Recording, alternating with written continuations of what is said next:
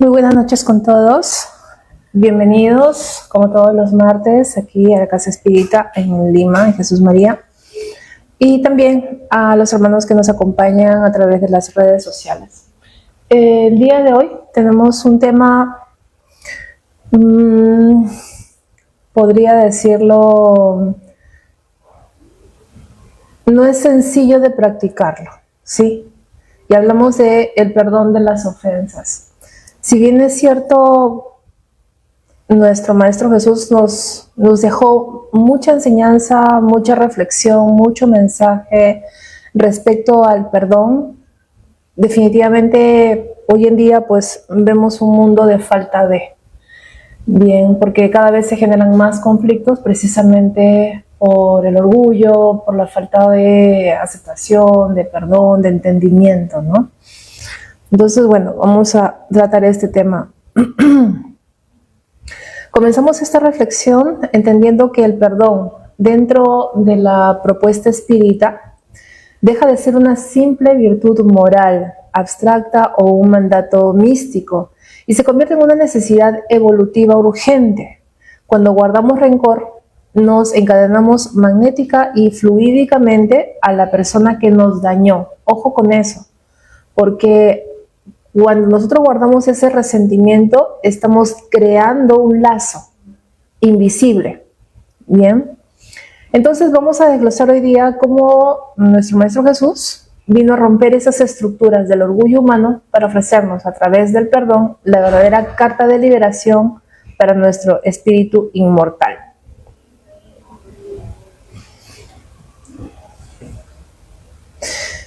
La ley tradicional de los rabinos de la época establecía que el deber de perdonar a un ofensor se limitaba a 3 veces. A la cuarta ofensa, el castigo o la justicia estricta era totalmente legítimos en esa época. Bajo esa lógica de mínimos, el perdón era un recurso medido y condicionado. Es en ese escenario de juicios estrictos donde Jesús introduce una lógica completamente diferente. Viene el Maestro Jesús a romper ese patrón, a romper ese estigma, ese paradigma, ¿no? Enfocada en restaurar y no en castigar. ¿Qué es lo que dijo el Maestro Jesús? Si tu hermano pecó contra ti, vete y hazle ver su falta en privado, a solas con él. Si te escucha, habrás ganado a tu hermano. Para poder entender el impacto de estas palabras, debemos de situarnos en la mentalidad de esa época. Los rabinos habían normado el comportamiento social estableciendo que 3 veces era el límite del perdón. Un cálculo netamente humano para mantener ¿qué? El control, bien, y el orgullo a salvo. Jesús rompe esta lógica de mínimos con una estrategia pedagógica directa. Vete y hazle ver su falta, no en público, sino a solas, en privado. El objetivo no es la humillación pública, sino la restauración del alma. Habrás ganado a tu hermano. Los espíritus nos enseñan que el aislamiento absoluto destruye las facultades del alma. Dios nos hizo para vivir en sociedad y aprender de uno de los otros, ¿verdad? Al buscar a alguien en privado, ¿sí? Jesús respeta la ley de sociedad, buscando la cohesión del grupo en lugar de la dispersión o el chisme que aísla al individuo. Entonces, Dios no puede considerar grata una vida mediante la cual el hombre se condena por no ser útil a nadie.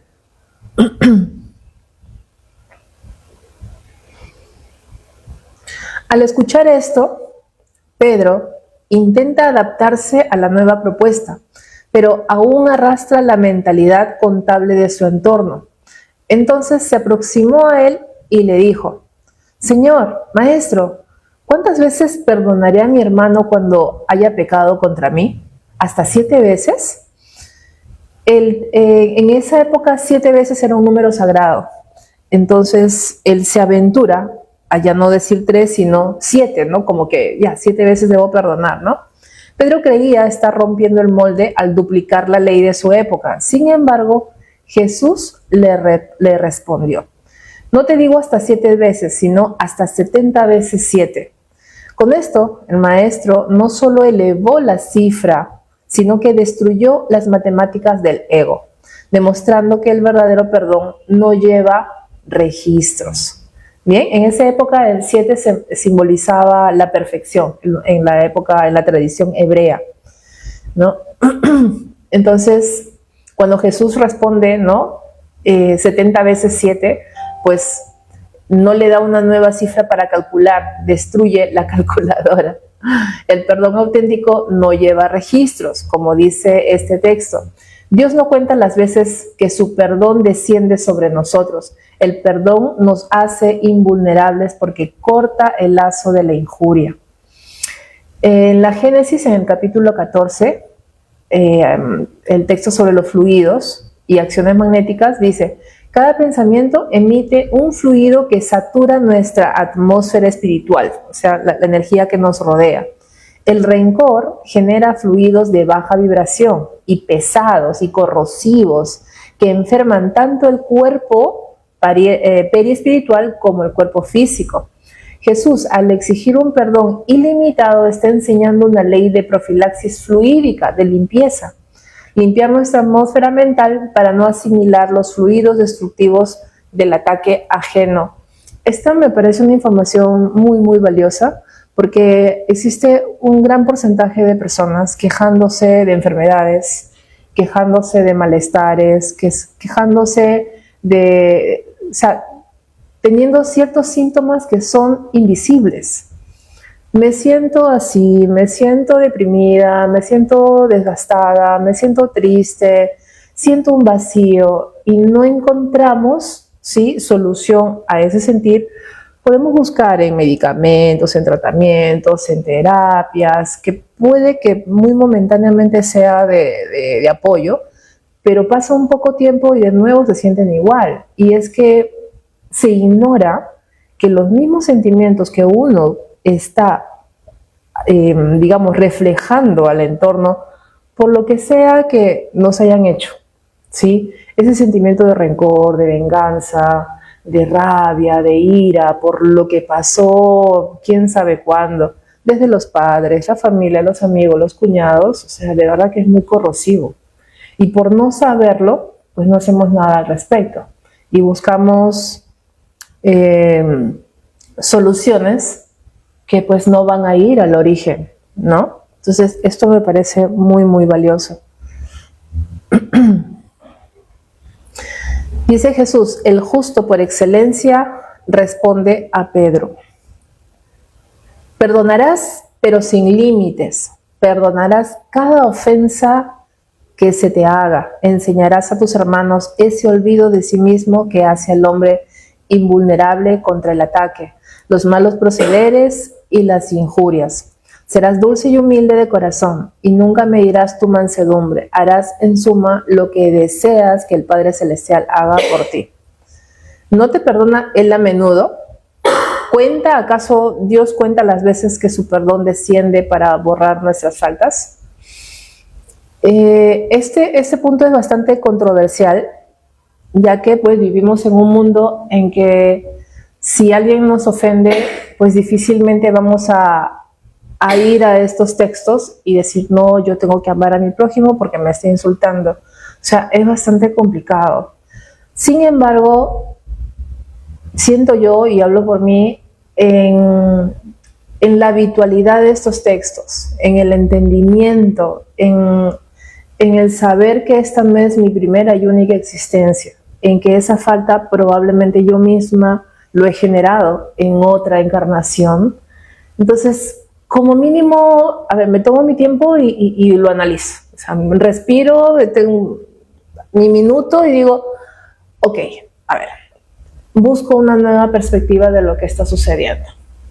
Y obviamente lo digo hoy en día porque tengo este entendimiento, porque yo era muy fosforito, yo reaccionaba al megasegundo, que no terminaba de decirme lo que me tenías que decir y yo ya con todo arremetía.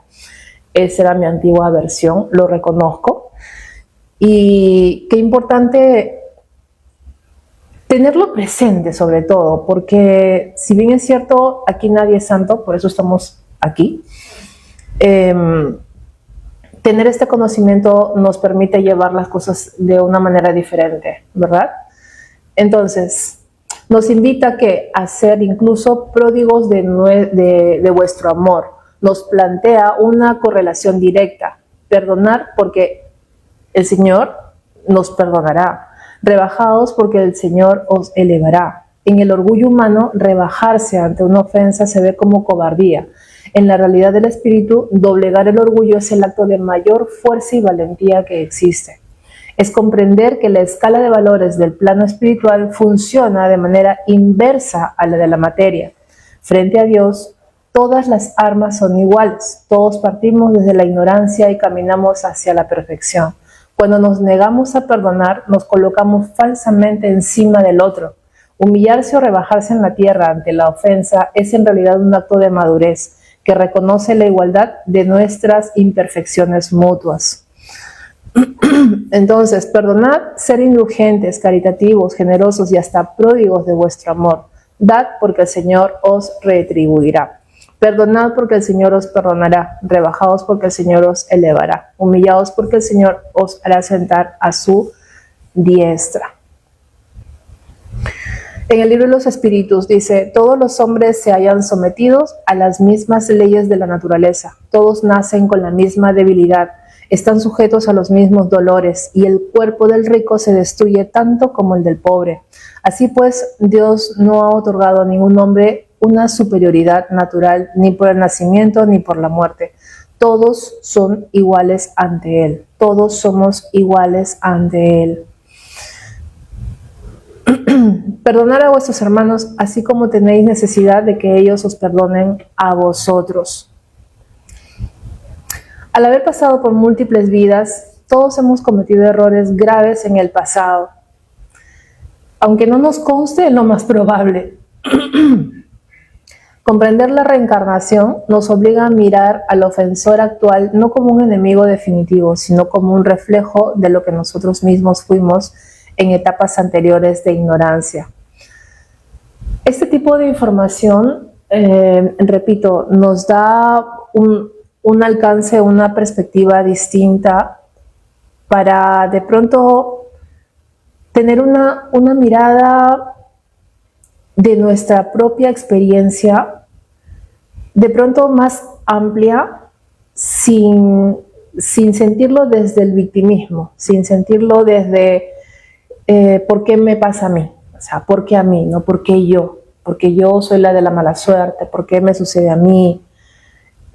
Sino todo lo contrario, ¿no? Wow, soy una persona valiente, me está sucediendo esto y tengo la valentía de enfrentarlo, puedo buscar una solución, una alternativa diferente, no voy a llorar más, a ver qué otras herramientas tengo o con quiénes me puedo yo apoyar para poder sobresalir de esto que me está sucediendo. O sea, a mí me parece súper, súper valioso.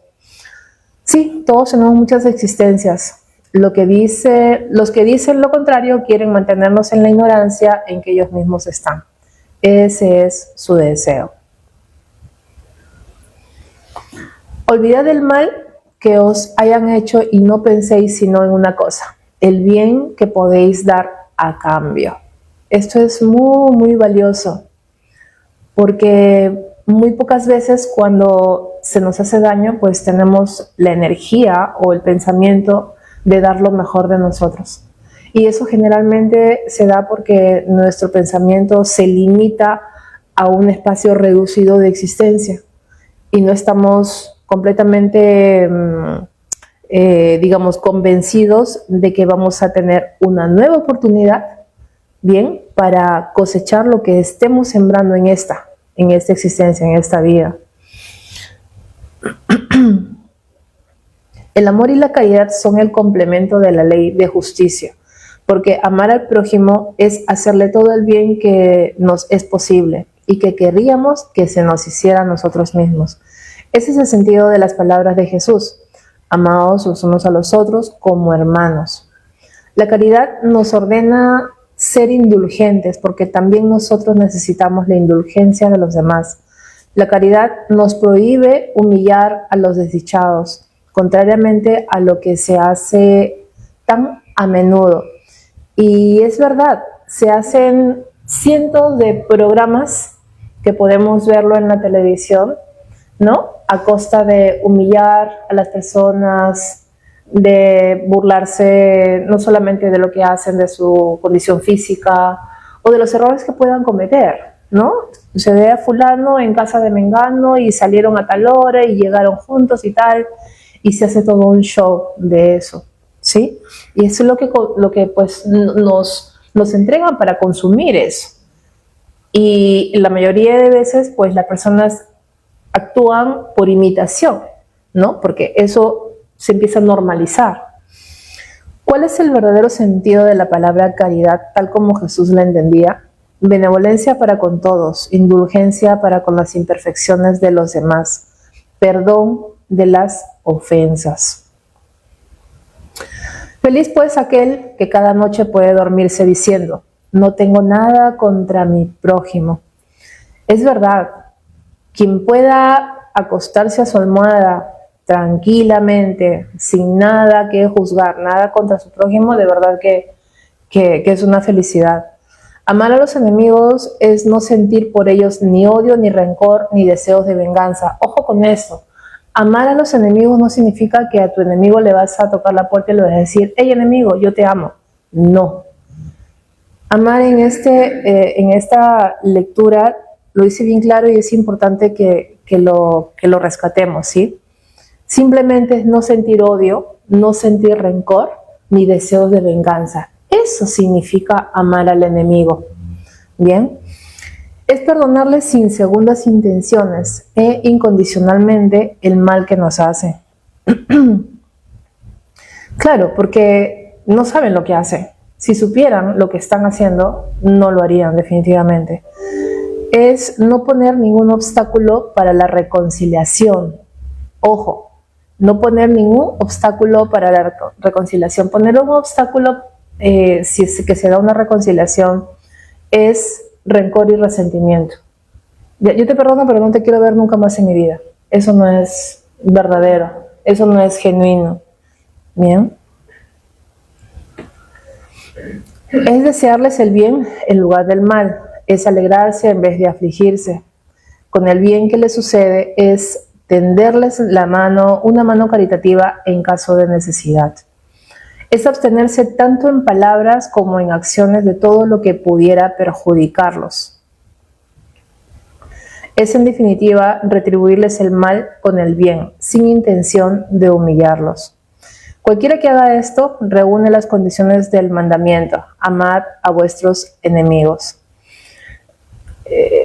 Hace unos 3, 4 años, una persona que en común con nuestro maestro, que él viene en la selva y nos entregaba unos productos, porque hubo cierta, digamos, familiaridad o amistad de parte de nuestro maestro, y nosotros, pues, sin preguntar nada, simplemente por el hecho de que conocía a nuestro maestro, pero nosotros le abrimos las puertas así de par en par, ¿no? Confiamos, tuvo una serie de necesidades, apoyamos, y esta persona se portó muy mal. Finalmente no reconoció el apoyo que nosotros le habíamos brindado y quedó ahí. Al cabo de ya han pasado 3 años prácticamente, mi maestro retoma el contacto porque él, digamos, tiene ciertos productos que son interesantes. Y debo reconocer que a mí me ha costado digamos que entre a nuestro círculo, porque solo por llamadas, y viene este tema a colación, ¿no? O sea, estoy perdonando, ¿qué está pasando conmigo? Y tras todo este conocimiento y ese entendimiento, estoy en la etapa de ser neutral. O sea, no puedo decir todavía, soy humana, de que, no, sí, lo he perdonado y que viva la reconciliación. O sea, no lo juzgo, no le deseo el mal tampoco, pero con esto que les quiero decir que es un proceso. O sea, no se puede conseguir algo de la noche a la mañana. ¿no? De quien sí, pues puedo ver genuinamente el afecto, no el afecto, sino el respeto con el que Juan lo trata, porque nos llama, porque ahora requiere de nosotros, de nuestra ayuda. Juan lo trata también, Juan muy bien, muy tranquilo, pero yo todavía no llego a ese punto al escucharlo, ¿no? Entonces me permito también pues evaluar en qué punto estoy, qué yo habré hecho en otra oportunidad con esta persona, ¿no? Y por lo poquito que sé en esta etapa, pues el Señor no la pasó tan bien porque lo estafaron 80 veces más de lo que Él nos hizo a nosotros. Exacto, exacto, pero, y soy sincera, o sea, no me alegré por eso, simplemente observo las leyes que se dan y son tal cual, ¿no? Nosotros no hemos sabido nada de Él, por Él mismo llega, no sé si está exagerando o no, la verdad no lo sé, no tengo cómo saberlo. Sin embargo, ¿cómo es la vida? ¿No? O sea, por más que nosotros pues hemos querido que nos dé la cara, nunca. Y ahora como Él necesita de nosotros, pues ha tenido que ir, venir, llamar, ¿no? Y bueno, estamos haciendo lo que nos corresponde, ni más ni menos, porque pues hasta ahí también, ¿no? Entonces, es un tema bastante interesante. Perdonar a los enemigos es pedir perdón para uno mismo. Perdonar a los amigos es darle una prueba de amistad. Perdonar las ofensas es mostrarse mejor de lo que se era. Perdonar, pues, amigos míos, a fin de que Dios os perdone, porque si sois rígidos, exigentes e inflexibles, si empleáis el rigor hasta por una ligera ofensa, ¿cómo pretendéis o pretenderáis que Dios olvide que cada día tenéis mayor necesidad de indulgencia? Oh desdichado el hombre que dice, nunca perdonaré, porque pronuncia su propia condena.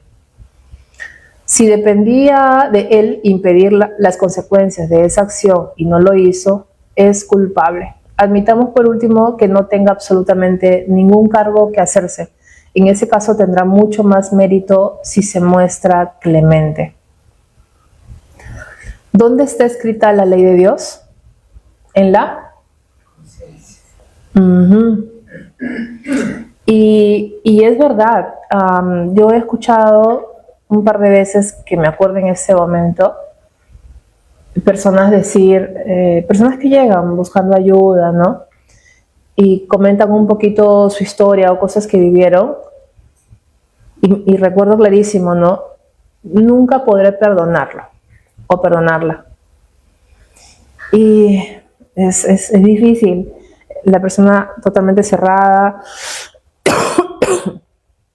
sintiendo pues que le hicieron un daño irreversible y probablemente fue muy fuerte lo que vivió, lo que tuvo que experienciar. Sin embargo, pues entendiendo cómo funcionan las leyes, entendiendo que el perdón que yo doy me lo doy a mí misma porque me sano, ¿sí? O sea, que interesante. Ahora, no solamente es el perdón de los labios para afuera, ¿no? Dice el perdón de los labios y también el del corazón. ¿Cuántos dicen yo perdono? Y añaden, pero no me reconciliaré nunca, no lo volveré a ver en mi vida. ¿Acaso es el perdón según el Evangelio? El verdadero perdón, el perdón cristiano, es aquel que echa un velo sobre el pasado. Es el único que os será tomado en cuenta porque Dios no se contenta con las apariencias. El olvido completo y absoluto de las ofensas es propio de las almas grandes. El rencor es en todos los casos una señal de bajeza y de inferioridad. No olvidéis que el verdadero perdón se reconoce mucho más en los actos que en las palabras. Lo perdonan mientras que interiormente experimentan un placer secreto por el mal que le ocasionan y alegan que eso es lo que se merece. Yo perdono, pero no me reconciliaré, no lo volveré a ver. También es bastante común esa forma de pretender perdonar, ¿no? Perdonar, pero no olvidar. Exacto, sí. Bien. No saldrás de la cárcel hasta que no hayas pagado el último óbolo. Cuando Jesús recomienda que nos reconciliemos cuanto antes con nuestro adversario, no es solo con el propósito de apaciguar las discordias durante la existencia actual, sino para evitar que se perpetúen las existencias futuras. Muchos de nuestros conflictos actuales, estudiando aquí, nos damos cuenta pues que están relacionados con nuestras experiencias pasadas. Entonces, de eso se trata, evitar que se perpetúen en las existencias futuras. Conviene pues, desde el punto de vista de nuestra futura tranquilidad, ojo con esto, futura tranquilidad, imagínense, que cada uno repare cuanto antes los daños que haya podido causar a su prójimo, que perdone a sus enemigos a fin de que se extinga antes de que le llegue la muerte todo motivo de desacuerdo, toda causa fundada de animosidad ulterior. Así, de un enemigo obstinado en este mundo podemos hacer un amigo en el otro, o al menos colocarnos del lado de la justicia. Está en nosotros asegurarnos de que en vidas futuras pues no carguemos con los enemigos del ayer. Está en nosotros no sé si la palabra sería solucionar, enmendar, por lo pronto cortar, desligarse y soltar eso que estemos cargando respecto a sentir odio, por traición, por lo que fuera, ¿no? O sea, es observarlo con esta perspectiva que siento yo que nos eleva. Esta nueva perspectiva nos pone un peldaño un poquito más alto de un sentir o de una forma de ser común, ¿no? O del montón.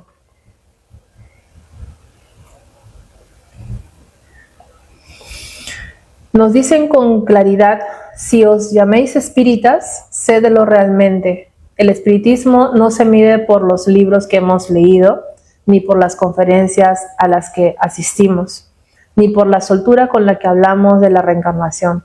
Se mide en la intimidad de nuestro hogar y en el silencio de nuestra mente, cuando alguien nos hiere. Nos recuerda que no basta con un perdón externo y social. Somos responsables ante las leyes de la vida, incluso de lo que pensamos en la más absoluta soledad. El rencor silencioso, ese que rumeamos a solas en la almohada, mientras de cara al mundo sonreímos, es una fuerza destructiva real. Al salir por esa puerta, el verdadero trabajo comienza. Despojemos nuestros pensamientos de toda amargura, no por obligación, sino porque hemos comprendido que Dios conoce perfectamente la vibración que habita en el fondo de nuestro corazón.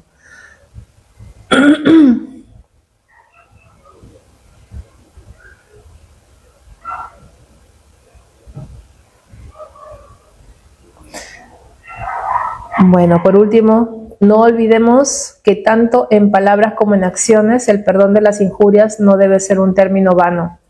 Si os llamáis espíritas, sélo realmente.